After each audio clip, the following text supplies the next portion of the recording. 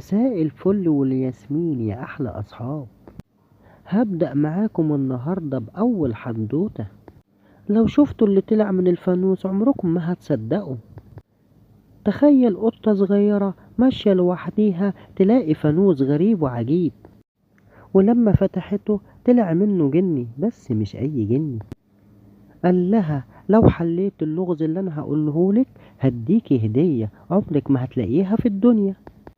يا ترى القطة هتعرف تحل اللغز؟